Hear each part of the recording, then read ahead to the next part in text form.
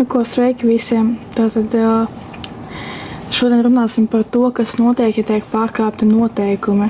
Vispār, kāda tiek cilvēkam vispār likta uzņemties juridiskā atbildība. Un tiesiskums nav tikai vārds satversmē, tā ir sistēma, kas nodrošina to, ka katrai rīcībai ir sekas. Tad izskatīsim 4 galvenos juridiskās atbildības veidus Latvijā. Ir principā 2 paši galvenie šitie pamatpunkti – administratīvā un kriminālā atbildība. Par administratīvo es varētu pastāstīt piemēru. Jums varētu būt skaidrs, kā par viņu tiek uzņemta atbildība un likta. Iedomājieties, jaunietis brauc ar elektroskrējēju reibumā vai bez tiesībām, kur tās vajadzīgas. Tas ir administratīvs pārkāpums. Saskaņā ar ceļu satiksmes likumu viņam tiks piemērots naudas sods. Atvainojiet, es gribu pārtraukt šo video ātri. Es varu pabaudīt, vai tā kā skaņa ir ierakstās vispār, tāpēc, ka man bija ar austiņām savienot.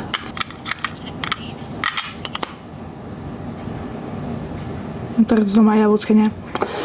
Tā kā cilvēks izmanto elektroskrējēju reibumā, piemēram, brauc pa Rīgu, pa centra ielām, piemēram.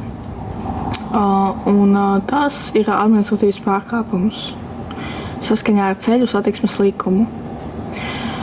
Un viņam līdz ar to var tikt piemērots naudas sods. Administratīvs no kriminālā atšķirās tā, ka administratīvs nav noziegums, bet tas apdraud sabiedrisko kārtību, un par administratīvo pārkāpumu tev aizvien tiks piemērots sods.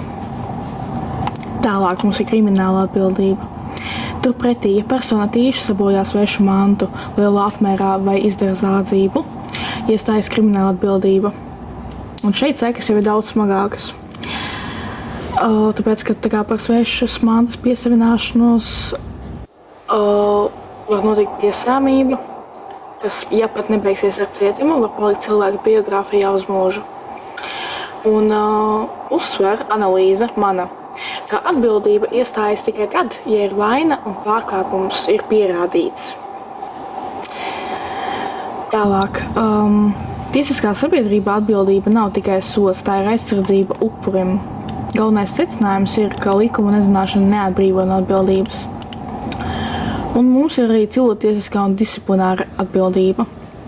Te ir atkal mantiski strīdi, zaudējumu atlīdzināšana, te ir vairāk tā kā strīdi starp civilu pilsoņiem, kurus jūs redzat uz ielas staigājumu katru dienu. Disciplinārā, ir darba kārtības vai mācību disciplinārā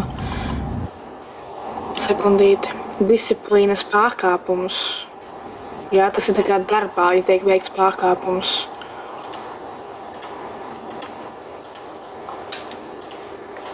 Un tas arī viss principā tie atbildības uzņemšanās veidi. Un video beigās un prezentācijas beigās arī būs atsauces. Šī ir mana. Pagaidiet, tūlīt. Okay.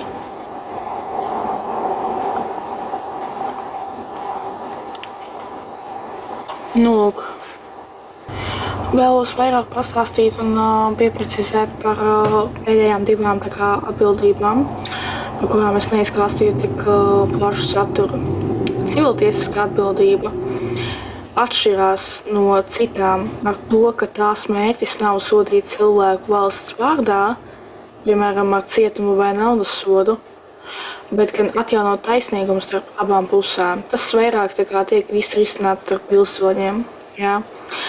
Piemēram, ja tur kaut kāda iestāde ir nodarījusi cilvēkam, vai drīzāk klientam zaudējumus, šīs atbildības pienākums ir tos atlīdzināt.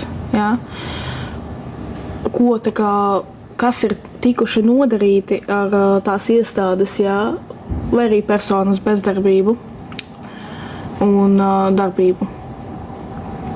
Un likuma pamats ir civila likumā 1770. līdz 1792. Panta likums, un arī 1635. panta likums par nemantisko kaitējumu un par zaudējumiem un to atlīdzību. Puses šajā atbildībā eksistē divas tikai - prasītājs, jeb cietušais un atbildētājs, jeb pārkāpējs. Okay. Man ir bijusi tāda pieredze, ka es esmu bijusi prasītāja kādas 2 vai 3 reizes. Piemērs no dzīves, jā. Braucot ar velosipēdu, ja, piemēram, tu esi neuzmanīgs velosipēdu braucējs un tu saplēsi garām gājējiem, kurš, piemēram, nes tajā brīdī rokās savu datoru, ja, saplēsi viņa ierīci. Saskaņā ar civilu likumu tev ir pienākums sekt datoru remonta izmaksas. Un plus, ja gājējs ir guvis traumu, tev var nākties sekt arī ārstēšanas izdevumus. Un arī nianses ir tāda, ka civiltiesiska atbildība var būt arī līgumiska. Piemēram, ja tu neizpildi solījumu, kas ir ierakstīts līgumā, piemēram, neveic apmaksu par preci kādam, jā, piemēram, pārdevējam, jā, kaut kādam preču piedāvātājiem, tev var nākties maksāt līgumsodu. Un otra atbildība, par ko es vēlos parunāt, ir disciplināra atbildība. Tā ir specifiska, jo darbojas tikai pakļautības attiecībās. Darbinieks pret darba devēju vai skolēns pret skolu. Un principā darba likuma 19. pants pauž, ka skolēniem tie ir izglītības likuma ietveros veidoties skolas iekšējās kārtības noteikumi. Darbiniekiem tie ir priekšnieka līguma noteikumi. Un, piemēram, ja darbinieks regulāri kavē darba sākumu vai skolnieks, jā, piemēram, neierodas uz stundām vai lieto stundās telefonu, šeit policija neiesaistīsies, bet te var tikt vērsta profesionālā audzināšana.